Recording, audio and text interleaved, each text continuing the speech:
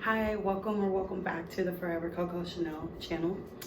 Today we're gonna be discussing the long-awaited story time of the Drake concert from Hill. And so if you are new to the channel, welcome. Like, comment, and subscribe. And if you are a returning subscriber, thank you for your support, as well as don't forget to like and comment your feedback on this video. Anyway, if you are someone who has been watching my channel for a while, I have always referenced a Drake concert. I've referenced a Miami trip from Hell. With no further ado, let's get into that story. This story dates back to 2018. I was 24 years old, going on to 25. This year was different, to say the least. I'm pretty sure that my spirit team was getting me ready for what was about to happen, like the ways that my life was gonna, be taking a turn. My entire family on my mom's side, including my children's grandmother on their dad's side, we went to a family like Mother's Day retreat in Hawthorne, Florida, which is the sticks. It's in the middle of nowhere. And we stayed at this like spiritual based facility that had all these different rooms. And we rented the entire grounds, where we all had our different rooms. We all, came together in their, multi-purpose room to like bond, eat, and stuff like that. And so, as I mentioned, like I just started to observe my family in a different light than I have ever observed them in. And I remember that there was a time in the trip where I said to myself in my head, I have to cut my mom a break, because these are the people who raised her. These are her influences that she had to, role model after. So I can't be so hard on her. Look at these people. And so I remember in that same space, like, just definitely, like I said, observing the situation of my upbringing and my mom's upbringing from a different point of view. I also was able to notice how everybody was pretty much doing the same thing, talking about the same stuff. Everybody in my generation had kids for the most part, but nobody was seeing life differently. Everybody was in the same box. I remember we did karaoke, and one of the songs from Sam Cooke is what I'm talking about. I remember watching his documentary on Netflix, just kind of going into what most people didn't know about him during the time when he was relevant and still alive. And this was an old school song, and I felt like we were all gonna feel it. I felt it. I resonated with Sam Cooke being misunderstood and being so passionate about his art, and just like, going towards that unapologetically. So I feel like I put the song on at some point, right? And when I put it on, one of my cousins who, was raised by her mom, who told everybody in the family's business besides her own, she told me, she's like, you gotta turn this. Nana doesn't like Sam Cooke. And so if you know the story of Sam Cooke, particularly the truth, not what they were telling people back in the 80s when they had reasons to lie and didn't have, other media available to the public to research the truth behind the lies that people were spreading for their own agendas. That's something you should do research about. Moral of the story is, my family is also very whitewashed. It's just very much so, let's be more so like them and not like us. Impress people based on our act, the act that we can put on in front of them, and not be ourselves, not serve what is best for ourselves, not seek what is best for ourselves, not do what's best for ourselves, do what is gonna make other people think that we look good. And my mom was very much so vocal to me about where that started from and things like that. And I can't say that it hasn't benefited our bloodline at all. I was raised in Michigan, born in Michigan, and I know people that my mom was familiar with back then who've never left Michigan to this day. So I totally get how it change our bloodline and our generations to come. However, I just don't believe in doing things to impress others when I'm the person I have to wake up and go to sleep with from the day I'm born to the day I die. And that's another reason why I'm a black sheep, is because I don't care what anybody, matriarch, patriarch, head of the family, I don't care what they think of me. I care what I think of me. If what you think of me conflicts with what I think of me, then I'm sorry, you're the one who has to go. And this is just a backstory as to what was leading up to what inevitably took place. Moving forward, so I was living with a family member. This space in my time taught me that I was the one who gave a fuck about me more than anybody else around me. And I was the one who thought differently. And unless I made changes for myself, I could not look at anybody around me and think that they were going to model something for me that was going to align with what I wanted for myself. Like I said, that was Mother's Day 2018. So it was coming into the summer months. So during summer months, once I got back to my house where I lived, I was speaking with my friend who lives in Virginia. She has 2 children as well, 2 boys as well. And I know her background. I know her background with her family. She's also the black sheep. However, as long as I've known, she did go and live out of state, and she's been living independently with her children. I remember admiring that. I was in school, but I wasn't working. And I remember like applying for work, but I didn't have anything yet. However, I remember her sharing her situation with me and me just understanding that this could also be me. You know what I mean? I didn't have to be subjected to living with people who didn't want the best for me, who showed that they didn't want the best for me, and who showed that they were willing to treat me like shit as long as I was around to be treated that way. These were things that were just piecing together. So during that summer, the person I was living with, there was this huge blowout fight. That's gonna be a story of its own, which is crazy, but let's move along. That situation made me leave. However, before I left, I did secure a job, which was one of the highest paying jobs that I ever had up until that point. And so I was working, and I remember not having a bank account. So what I would do is I would go and cash the check at like, not Amscot, but like Walmart, or, you know, maybe banks, you know, here and there. And there was a reason why I didn't have a bank account. I'm pretty sure a previous bank account may have gotten all messed up. And then because of like overdrafts and whatever, I just thought the banks didn't want to fuck with me no more after one too many times like that. So I didn't have a bank account during that time. Moral of the story is I would cash my checks, and anything that was $100 bills, I would just put away. I would put it in this little pocket thingy that I had, and everything left, 20s, 10s, 5s, 1s, I would keep, and that's what I would spend. So, moral of the story is by the time this blowout fight happened, I had a couple $1,000s just sitting around. And what I did was, when the situation had took place, I left. In the middle of the night, I literally called a friend of mine who I didn't know if I could rely on her or not. I just literally left in the middle of the night, and I was gone. I was, you know, not interested in doing any more the back and forth. Like, changes happen that abruptly, you know what I mean? So don't ever doubt what your life, where your life is going, or what is possible in your life, because changes can happen just like that. It all depends on your mindset and your ability to take action, your willingness to take action. I want to also mention that during this time, I do believe that Drake's album, Scorpion, had just came out. And this is why we're all here, is, you know, the Drake story. And I remember being one of the first people, as far as I knew, who was listening to Nice for What.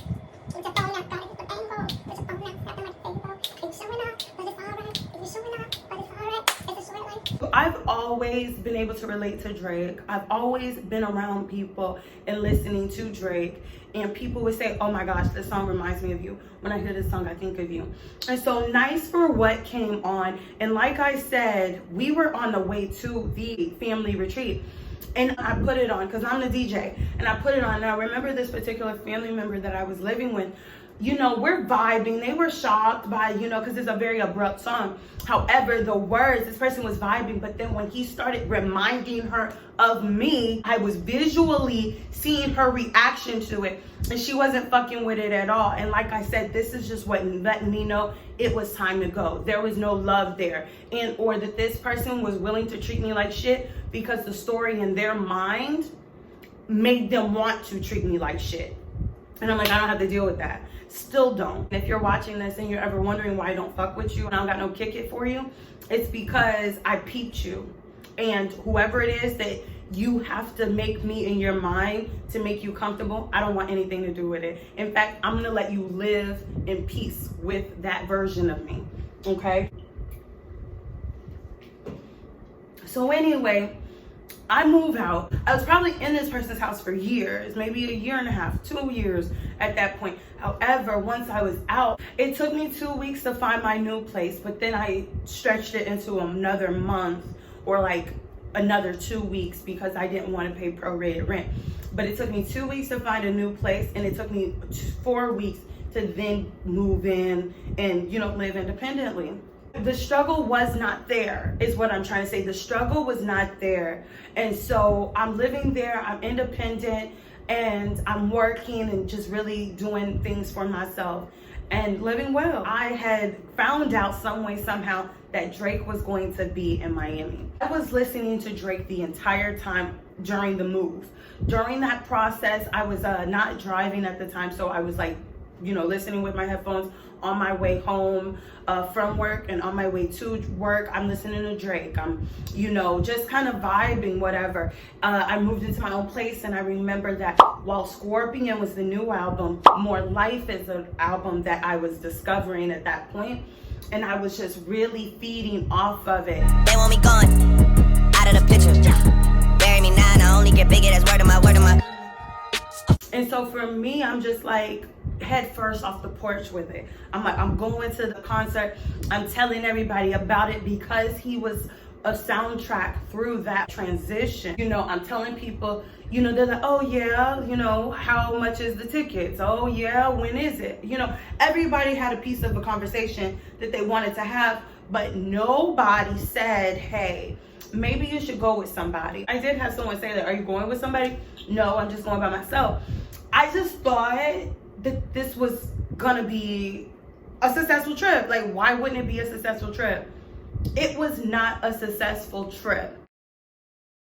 And let's get into why. For one, I was telling everybody, when you're doing stuff that, you know, it's big, it's Drake. Hello, you're going by yourself. You just moved out. People don't want you to do better than them. Not just that, but if you are around people who see you in this small place and you dare to think bigger than that, you dare to like go live bigger than that, dream bigger than that, this pisses people off. I was still talking to that person. Like, eventually that person and I reconciled into a relationship that was cordial. I let that person come to my house and just all this other stuff. And so I know for a fact not to blame it on anybody, because this was definitely just a very badly planned event. However, I'm pretty sure, now that I know what I know spiritually, I'm pretty sure there was evil eye involved as well. So let's get to the trip. I booked a hotel through Travelocity, and I bought my Megabus round trip ticket. And I was supposed to be staying there from Thursday all the way through Monday. Like, I was gonna be coming back on Monday. And so I believe it was like a total, maybe it was like 5 days off of work or so, like that. Rock with me, you know? So I remember being able to put in PTO for like 3 days or so. And then I remember, you know, because every day that I was gonna be in Miami, I was gonna be paid, you know, to be in Miami. Yeah, it was like Thursday, Friday, and then Monday, but then Saturday and Sunday were just the weekend days. So I was chilling, I was cooling, whatever, before I left to Miami. One night when I was just grocery shopping, I had bought a bottle of Crown Royal Apple because I knew I was gonna want to drink while I was there, but I knew that I didn't want to buy you know, alcohol everywhere I went. So I pretty much was gonna have this bottle and drink, as you know, before I went somewhere or when I came back. Like I was just gonna be chilling. And that plays a huge part. Before I got to the Mega Buzz, I was told some way, somehow, or kind of got an inclination that I wasn't supposed to have this alcohol on that bus. Like, I don't know if I thought they were gonna check our bag. They really didn't. They didn't check any of the bags, but for one reason or another, I poured the Crown Apple into like the big old Brisk teas. I poured it out of the, poured all the Brisk tea out of the bottle, and then I poured the Crown Royal bottle into the Crown Apple. I poured all the Crown Apple into the Brisk bottle. And so I get to Miami, I get an Uber. Uber is out there, or Lyft, are so different because like they will partner you up with like total strangers, and it's like a group share ride, and it's just so different. And this was something that was going on. I also want to mention that during this time, I think my phone had gotten damaged or something happened, because I remember my mom giving me one of her spare phones, or a phone that she was going to turn back in. But she was just like, you know, I know you need a phone. Here's my phone, use my phone. And if anything happens for it, you're going to pay for it. And boy, did something happen to it. When I was on my way in the Uber riding with some stranger, we were driving by a car like lots that were selling cars or repairing cars, like fancy luxury cars. And I happened to like keep staring as we're passing it, and it was riddled with bullet holes on like one side. It was crazy. I was like, what the fuck? Where am I right now? I'm in the ghetto. Ra-ta-ta-ta. I get to my hotel, like I said, it was Oceanside Hotels and Suites. And I remember by time, because it took a little minute to be checked in. However, by the time I got to the person to check in, they, you know, looked up my reservation, and they were telling me like, yeah, we got you here, but it's on secured funds for like a deposit. And I'm just like, what the fuck? And they were telling me, no, you can't check in until you pay the amount. I didn't have the amount. I wasn't used to traveling by myself. It was for food, but it was not enough to finish paying for this hotel room. I told them, hey, I'm gonna go and figure it out. Can I leave my luggage? Because I had like a purse which had my makeup. It had like, you know, different compartments in it that had like my driver's license or my ID. It also had like my home keys, my this, my that, and I had my social in there. I was pretty much living in this bag. And so I remember leaving my luggage in their like little closet storage thing, you know, and I took my purse, and so what I did was I called me a Uber, and I had it take me to Amscot. And I had never gotten a payday loan before, but I knew people who had. When I go to Amscot, I remember that process taking quite a bit of time. By then, I remember knowing that around 8 p.m., if I don't go to the concert, I came out here for nothing. So I took myself and my purse after I handled everything at Amscot, and then I went to wherever the fuck I went to. I went to the concert. And this is another thing. So as I'm on my way to the concert, the Uber driver that I was with, he ends up picking someone else up who was going to the concert. And she got dropped off at someone's like high-rise apartment, and they were going to pregame or go together, but they were close to the venue where the concert was happening. Me, on the other hand, I was down on South Beach. And the bridge that we had to drive over to get to Amscot, closest to where the concert was, it was a distance away. On top of the fact, like I said, this man was picking up other people along the way. He wasn't just taking me from one place to another. He was taking me from where I was getting picked up to where someone else was getting picked up, dropping them maybe off first, and then dropping me off first. So what I decided to do was take everything I had on me, including this alcohol, with me to the concert. And so he drops me off at the concert, and I am trying to pull up the ticket. And for whatever reason, including the fact that this was not my original phone, I did not know how to work whatever the fuck this phone was. And so I'm trying to find the ticket. I decided to like let people go around me so that I could find this ticket. So I call my mom while I'm looking at the phone. Like, how do I work this fucking phone? Rest her soul. And so we're talking and she's like, that's why. She's like barking at me. My mom is just very good for, you should have known better. You should, you know, and I'm just like, I remember thinking like, oh my God, you know, she was making the situation worse. So as I'm doing this, as I'm talking to her, I end up looking up to the door, the entrance, and I remember them like putting this stick in people's bags along with the flashlight, and they were like looking through people's bags for like weapons or whatever. And I remember realizing what I had in my bag, my purse, which was that big ass bottle of Brisk tea. Now, I'm not sure if they would have let me take it in there, but in that moment, I knew that they wouldn't. So I'm still talking to my mom, and I start drinking this alcohol out of this tea bottle, and it's Crown Apple, so it does taste very juicy. I do remember pouring it out. I did eat a sandwich and some chips. I had packed me a snack for the bus ride there. But that was much earlier in the day. I'm listening to my mom, probably drowning her out too, because she's driving me crazy. And, you know, and I remember pouring some, but obviously not enough. So at some point, I did find the ticket. I find the ticket, I get off the phone with my mom, I walk up, I show them my ticket. I don't even remember getting into the building. I can't remember getting into the building. The only thing I remember is me getting to my seat. So when I got to my seat, I look up and it's Migos, the performing t-shirt, and they had fire, and it was so intense. I remember like dancing and being super hype about it. That is the last thing I remember from that concert.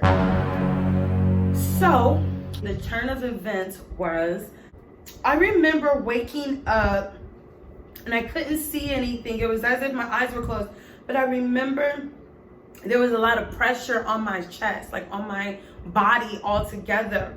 And I remember like, you know, just not, I don't remember much. I just remember the pressure, and I remember like gripping something. And so at some point, I came to, not fully, but I came to where my hands were behind my back and I was in a cop car. This was not my first time being in the backseat of a cop car. So I knew to ask, what are the charges? Like, what the fuck? If we're talking about 100% consciousness, I was probably like a 45 at this point. I was probably right out of 100. And so I remember being like, what are the charges? And there was an officer who was a female, and she's like, battery on an EMT or something like that. And I'm just like, wait, I didn't come in contact with an EMT. That was my response. The next time I come to, I am in jail. I knew that. And this is still on a 45 or less consciousness. You know, it was very much so autopilot at that point. I do also recall how they were trying to get me to walk from one point to another point. And whatever we were talking about, I remember letting them know, like, listen, I'm being paid for the entire time I'm out here, so I just don't care about any of this shit right now. And I remember them asking me, and they were very nice. I remember now they were like, they would call me by my last name, Miss, whatever my last name is. And I remember they were like, can you get up and walk? Like, come walk with me over here. And I remember saying, like, I don't want to be here and I can't help you get me from one place to another. Like, I remember them now, like, when I look back on it, I remember them dragging me from point A to point B, not like disrespectful. I just remember my feet, like, I did not want to help them get me from one place to another. So I just, you know, they kind of just held my arms, whoever it was, because I cannot, all I remember is the feeling in my body. I don't remember seeing anything, whatever. And so in this specific space, they put me in a drunk cell, and that's where I wake up. I woke up and I remember being so cold. And I remember being like on the floor. I was sitting up in the fetal position. And I remember like putting my head up and looking to the side and looking around and being like, wait, this is not Drake's bed. The girl who rode in the Uber with me on the way to the concert, She was telling me about the after party, which was going to happen at Tootsie's. And I knew that I had the outfit for it. Now that I was up and I was moving around, you know, I guess, you know, they have a protocol for it. And they saw me and they saw that I was, you know, however later it was. And they asked me, like, are you ready to come out of the room now? And so they let me come out. They let me, like, I guess, finish the process. And they, you know, let me get a phone call. So I got to call the family member, like I said, that I wasn't really kicking it with, but we were cordial at this time. I remember when I was coming out to Miami, this family member had my oldest, and I remember telling him, like, I'm going to Miami. This was me heading out. And then this, he's so cute. He was like, I want to come to your Miami. So in 2018, he was 5. And he had been saying that, right? He knew I was going. If you could tell me if it's your Miami or Miami, then you can come. And he was like, it's our Miami. And I was like, go get your stuff, baby. Go get your stuff. We're going to Miami, baby. We're going to Miami. And so he's so cute. Anyway, I called the family member. I let them know shit just got real. Bitches is in jail. And I'm pretty sure that this person, it fit this person's narrative. Like, it fit what this person wanted to think of me. To court from the holding cell, like from the booking. And when I went to court, they were telling, I guess there was one time that I had a failure to appear for like a traffic ticket. Like I said, there is a bunch of stories like this that were, it was supposed to be like my rock bottom to get my attention. And so in this space, that was on my record, the time where I had missed court because it was a holiday, a federal holiday. And so whatever, it is what it is. Like I said, that's a conversation in a video of its own. In this situation, it was brought up on record that not only was I there on a vacation from Orlando, but that it was also on my record that I had a failure to appear. And so I came into the first appearance with a certain amount of bail, like it had already been said. But once the judge evaluated that situation, she was like, nah, 500 was the 10%, so 5,000 was the bail. She doubled it to 10,000, which made my 10% $1,000. Fucking crazy. And I'm just like, you know, I woke up in this situation. I didn't necessarily go out seeking to commit a crime. So it was just all really crazy for me. And it is what it is. That's why the universe was trying to wake me up and using certain things like this situation to get my attention, to put me in uncomfortable, out of nowhere situations so that I can ask them, like, what the fuck is going on here? Or who am I supposed to be? Because there's a lot of opposition happening. And there is more stories that will come in regards to that. I stayed in jail the entire time, the entire weekend. In fact, I probably only got out during the, give me a second. I got out on Sunday night at 10 p.m. So after all of that, I did go into the actual jail part. You know, after you're there for so long, they cycle you into, now you are a resident. I was staying as far as they were concerned. Until I got booked or bailed out, I was staying in, you know, they had classified me during that whole debacle and they had put me in, you know, a pod, which so happened to be the psych motherfucking pod, the psych motherfucking ward of the pod. And so I'm there, and I remember that the corner, we were in a corner cell. There was me and another young lady in there, and she was married. She was a white girl, which doesn't matter, but that's, you know, I'm just giving you the details. She was in there already, and she was getting, the calls she was able to make were getting through. Whereas when I ever have been arrested, nobody ever accepted my collect calls. Nobody ever put money on my books. Nobody ever put money on the phone. It's just always been this ghetto ass fucking mess. I'm in the ghetto. Which was really the universe letting me know I was all that I had, which is not a bad thing because I have used that to empower myself. Once I came to, because it was just, you know, obviously I was hungover. Obviously there was like probably some depression naps. Like anytime you go to jail, unless you're right the fuck back out there, if you're staying the night and don't know when you're getting out. So she was getting through.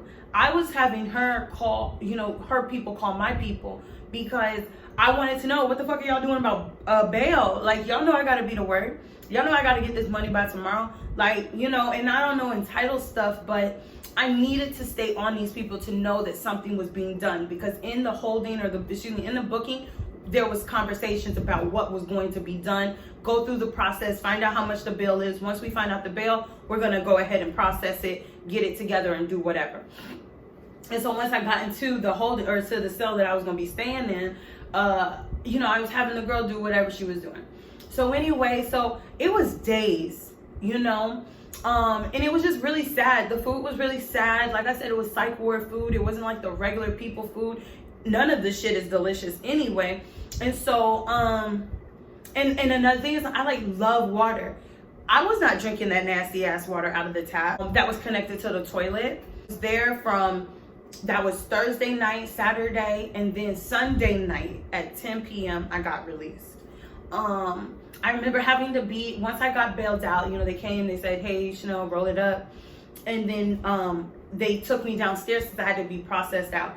And then at that point, I remember they had us go into the room. Everyone who was waiting for whatever the fuck we were waiting for, because I can't even remember now, they told us go into the room because there was this high profile person who was gonna come out, who I guess had gotten arrested. I think I ended up finding out who it was because the crimes ended up being so close that when I got home, I'm pretty sure that this was that person. They had slapped somebody.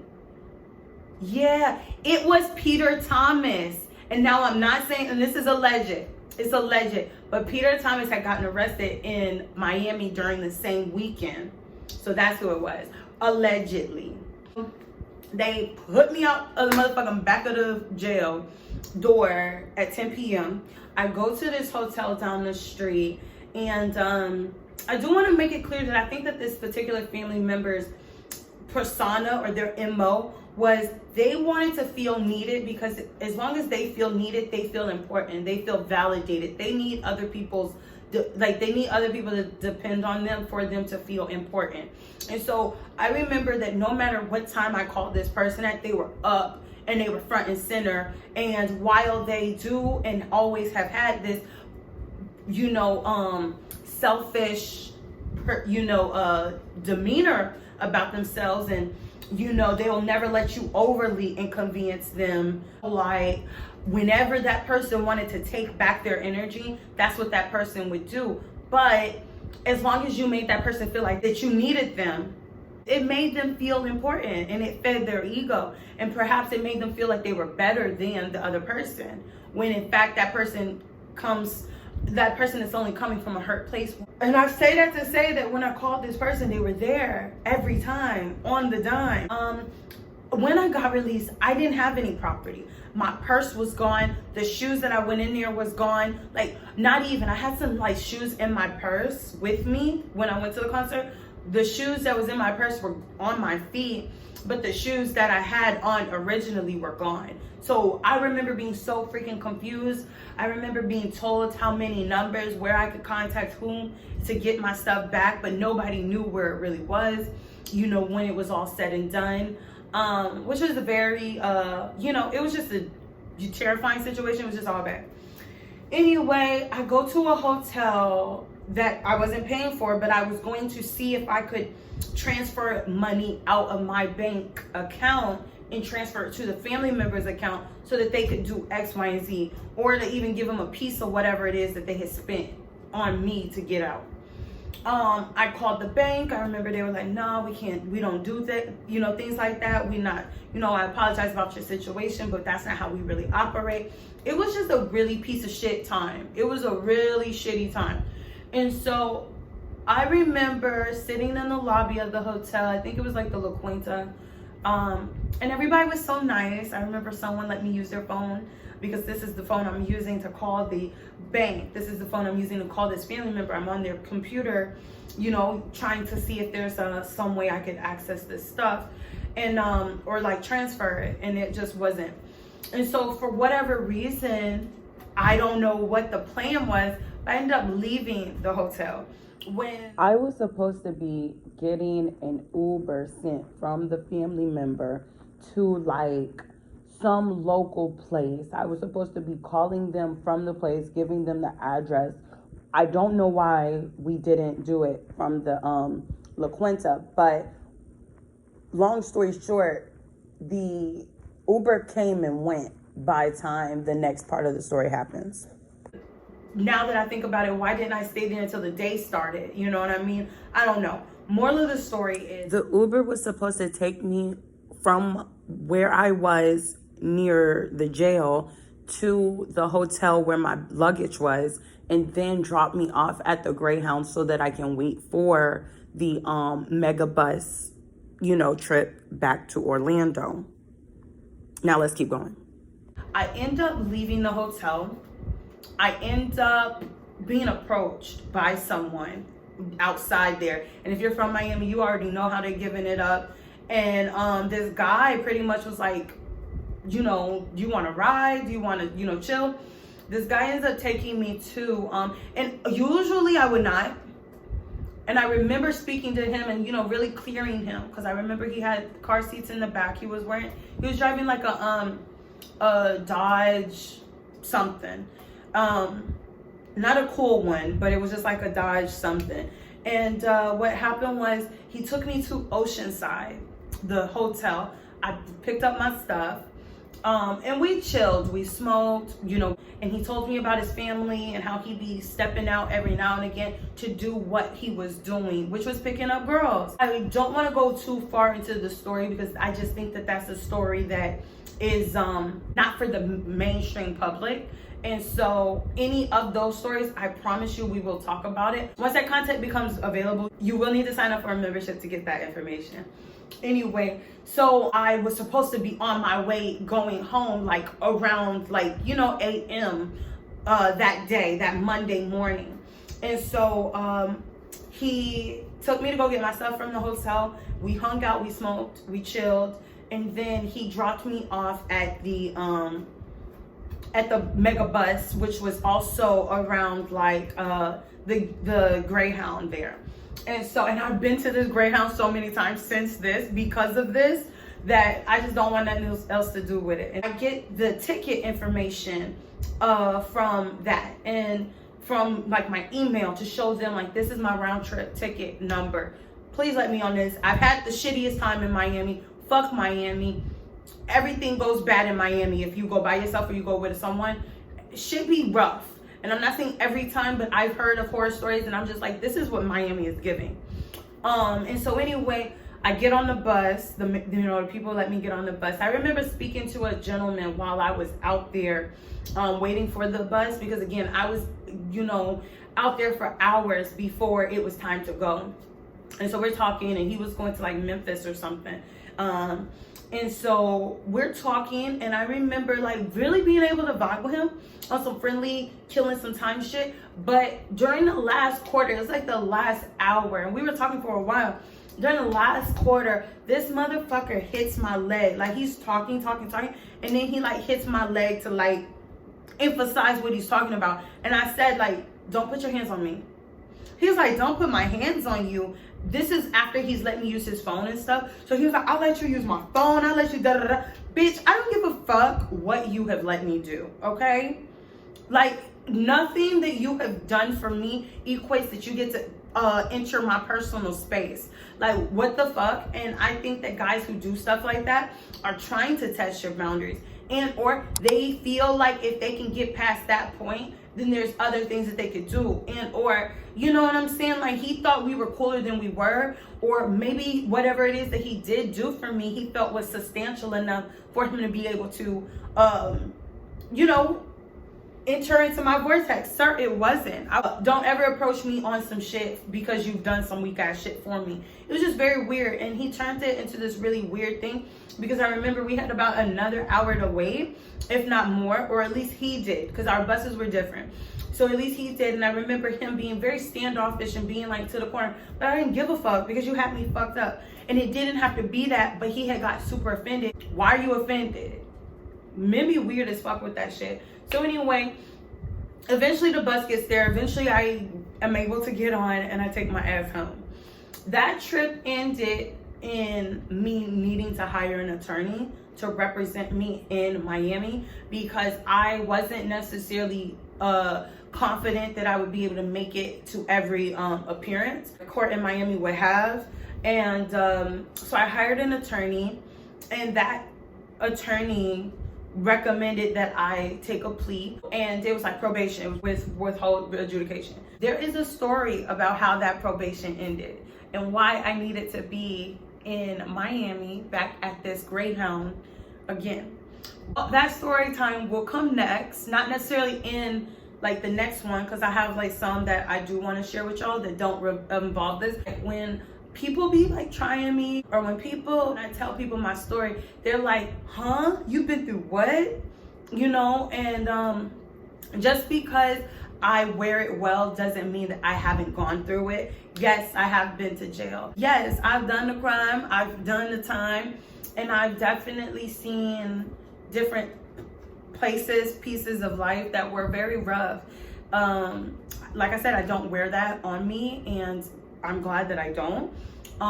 But this is a story about how I ended up in jail on my way to trying to end up with Drake after his concert in Miami.